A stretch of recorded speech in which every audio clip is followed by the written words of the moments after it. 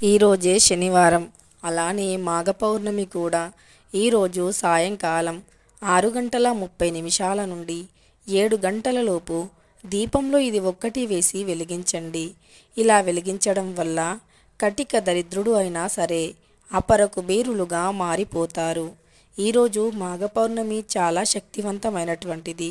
కాబట్టి ఈ మాఘ పౌర్ణమి రోజున శని భగవానుని పూజించడం వల్ల మంచి ఫలితాలు కలుగుతాయి.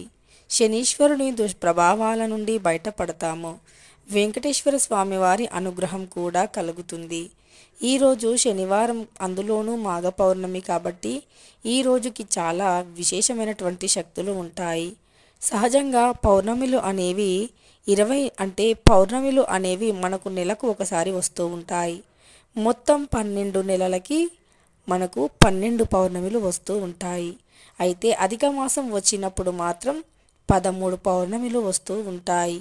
ఇలా ఒక్కొక్క మాసంలో వచ్చే పౌర్ణమికి ఒక్కొక్క రకమైనటువంటి విశిష్టత ఉంటుంది. కానీ అన్ని పౌర్ణమిలోకెల్లా ఈ మాఘ పౌర్ణమి మహాపవిత్రమైనటువంటిదిగా పరిగణించబడుతుంది. ఎందుకంటే మాఘ పౌర్ణమిలో ప్రతిరోజు శుభదినముగా పరిగణించబడుతుంది. మాఘ పౌర్ణమి అనేది కేవలం పెళ్ళిళ్ళకే కాదు, ప్రతి శుభకార్యానికి కూడా మంచి రోజు. అంటే మాఘమాసం మొత్తం కూడా శుభకార్యాలకి మంచి రోజులు అని చెప్పుకోవచ్చు. ఇక కార్తీక మాసంలో వెలిగించే దీపానికి ఎంత పుణ్యం ఉంటుందో మాఘమాసంలో చేసే నదీ స్నానానికి అంతే పుణ్య ఫలితం లభిస్తుంది. ఇంట్లోని ఒంట్లోని దరిద్రం తొలగిపోవాలి అన్నా, తరతరాల నుండి పట్టి పీడిస్తున్న శనీశ్వరుని దుష్ప్రభావాలు తొలగిపోవాలి అన్నా ఈరోజు ఖచ్చితంగా మీరు స్నానం చేసే నీటిలో గంగా జలాన్ని వేసుకొని స్నానం చేయండి. మీరు నదికి వెళ్ళి స్నానం చేయగలిగితే మంచి ఫలితం కలుగుతుంది.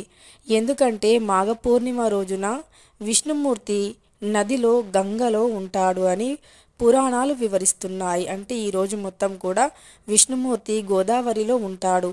అందుకే నదీ స్నానం చేసిన వారికి పాపాలన్నీ తొలగిపోతాయి. సహజంగా మనకు పట్టిన దరిద్ర పీడలను వదిలించుకోవడానికి ఎన్నో రకాల పరిహారాలు చేస్తూ ఉంటాము. కొన్ని ఫలించవచ్చు, మరికొన్ని ఫలించకపోవచ్చు. కానీ ఈ మాఘ పౌర్ణమి రోజున ఖచ్చితంగా గోదావరి స్నానాన్ని, నదీ స్నానాన్ని ఎవరైతే చేస్తారో అలాంటి వారికి 100% విజయం కలుగుతుంది. అంటే చెడు శక్తుల నుండి, జాతక దోషాల నుండి బయటపడి మంచి ఫలితం అయితే వస్తుంది. ఇక ఈరోజు దీపంలో ఏది వేసి వెలిగించాలో తెలుసుకుందాం. దీపం అనేది మన భారతీయ సంస్కృతి ప్రకారం చాలా గొప్పది. అందులోనూ ఈ పౌర్ణమి రోజు అంటే ఈరోజు ఎవరైతే సాయంకాలాన దీపంలో ఇది వేసి వెలిగిస్తారో అలాంటి వారికి కోటి పాపాల నుండి విముక్తి కలుగుతుంది. అలానే ఈరోజు ఎవరైతే కేవలం ఒక్క పుణ్య నదిలో స్నానం చేసినా సరే కోటి పుణ్యనదుల్లో స్నానం చేసినంత పుణ్య ఫలితం తప్పనిసరి లభిస్తుంది. అంతేకాదు ఈరోజు స్నానం అనంతరం దీపంలో ఇది వెయ్యాలి. సాయంకాలం వేళలో ఖచ్చితంగా మీరు ఇంటి సింహద్వారాన్ని శుభ్రం చేసుకోవాలి. ఇంటి యొక్క సింహద్వారానికి ఉన్న తలుపులను కూడా శుభ్రం చేసుకోవాలి. తరువాత మీ ఇంట్లో ఎప్పుడూ కూడా ధనధాన్యాల వర్షం కురవాలి అంటే గనక ఈరోజు మర్చిపోకుండా దీపంలో ఇది వెయ్యండి. మనకు ఎన్ని కష్టాలు వచ్చినా వాటి నుండి విముక్తిని కలిగింపజేయాలి అన్నా, కష్టాల నుండి మనం బయటపడాలి అన్నా సరే ఖచ్చితంగా దీపంలో ఇది వెయ్యాలి. ఇక దీపం అనేది పరబ్రహ్మ స్వరూపం, అంటే త్రిమూర్తుల కలయిక కూడా. దీపం అనేది ఒక్కటి వెలిగించినా మన కష్టాలన్నీ తొలగిపోతాయి. దీపం వల్ల రకరకాల చెడు దుష్ప్రభావాల నుండి బయటికి వస్తాము. దీపం అనునిత్యం పూజ గదిలో వెలిగించడం వల్ల మన ఇంట్లో ఆర్థిక సమస్యలు కూడా ఉండవు. దీపం అనేది కాంతివంతంగా, అందంగా, శోభామయంగా, అలంకరణగా కూడా కనిపిస్తుంది. అంతేకాదు దీపం వెలిగించడం వల్ల ఇల్లంతా ఒక వెలుగుల కాంతి విరజిల్లుతుంది. దీపం వెలిగించగానే దైవం అక్కడ ఉన్నట్లుగా ఖచ్చితంగా అనిపిస్తుంది. దీపం వెలిగించగానే మనకు దైవరూపం అనేది వస్తుంది అని పండితులు అంటారు. దీపం వెలిగించగానే అక్కడ దైవం తిష్ట వేసుకొని కూర్చుంటుంది అని పురోహితులు వివరిస్తున్నారు. అదేవిధంగా మంచైనా చెడైనా ఖచ్చితంగా ముందుగా వెలిగించవలసింది దీపమే. అలానే మనకు దీపాలలో చాలా రకాల దీపాలు ఉన్నాయి. ఒక్కొక్క రకమైనటువంటి దీపాన్ని వెలిగించడం వల్ల ఒక్కొక్క రకమైనటువంటి సమస్య అనేది తీరిపోతుంది. అయితే ఈరోజు ఈ దీపాన్ని వెలిగించడం వల్ల చాలా రకాల సమస్యలు తొలగిపోతాయి. ముఖ్యంగా ఈరోజు ఎవరైతే ఉత్తర దిక్కున ఈ దీపాన్ని వెలిగిస్తారో అలాంటి వారి ఇంట్లో లక్ష్మీదేవి తిష్ట వేసుకొని కూర్చుంటుంది. ఉత్తర స్థానం అనేది లక్ష్మీ స్థానంగా పిలువబడుతుంది.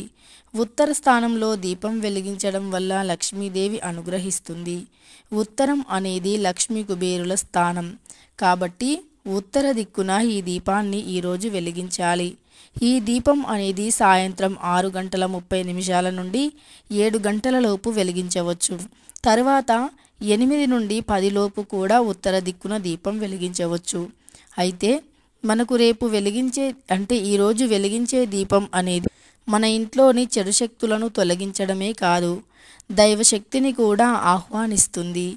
ఎందుకంటే ఉత్తరం అనేది పవిత్రమైన స్థానం.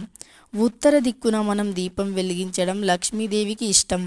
అంతేకాదు శనీశ్వరుని యొక్క బాధలు దుష్ప్రభావాలు ఎక్కువగా ఉన్నవారైతే ఖచ్చితంగా మీరు ఈశాన్యం దిక్కున అలానే నైరుతి దిక్కున దీపాన్ని వెలిగించాలి. అలా వెలిగించడం వల్ల లక్ష్మీదేవి అనుగ్రహానికి పాత్రులు అవుతారు. ఇక ఈ దీపం ఎలా వెలిగించాలి అంటే ఒక మట్టి ప్రమిదను పెద్దది తీసుకోండి. అందులో నిండుగా దొడ్డుప్పుని పొయ్యండి. ఆ దొడ్డుప్పుపై కొన్ని నల్ల నువ్వులు, 1 రూపాయి కాయను, 2 ఇలాచీలు వేసి ఆ తరువాత దానిపైన 2 మట్టి ప్రమిదలను పెట్టండి.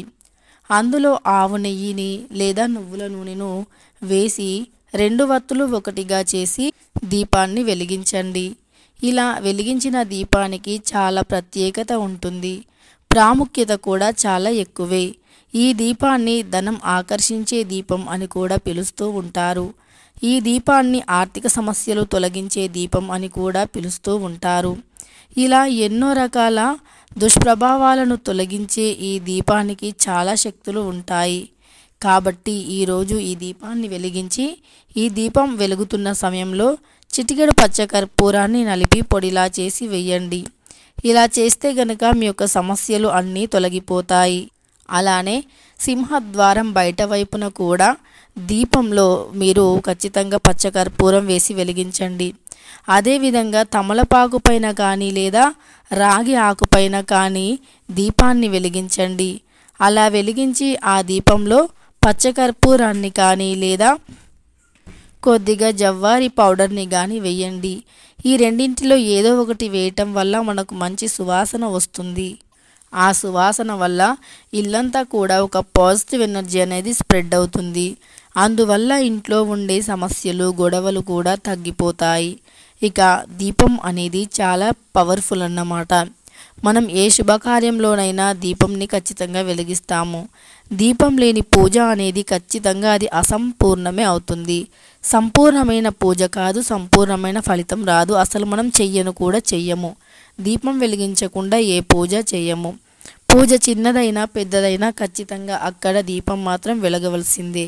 కాబట్టి ఎవరైతే ఈ దీపాన్ని ఈరోజు వెలిగిస్తారో అలాంటి వారికి లక్ష్మీదేవి అనుగ్రహం కలుగుతుంది.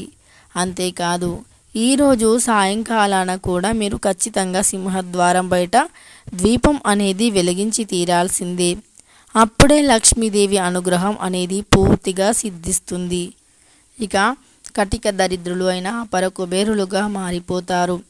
ఇక తెలుసుకున్నారు కదా ఈరోజు దీపంలో ఏది వేసి వెలిగించాలి, దీపాన్ని ఎక్కడ వెలిగించాలి అని. వీడియో నచ్చితే లైక్ చేయడం మర్చిపోకండి.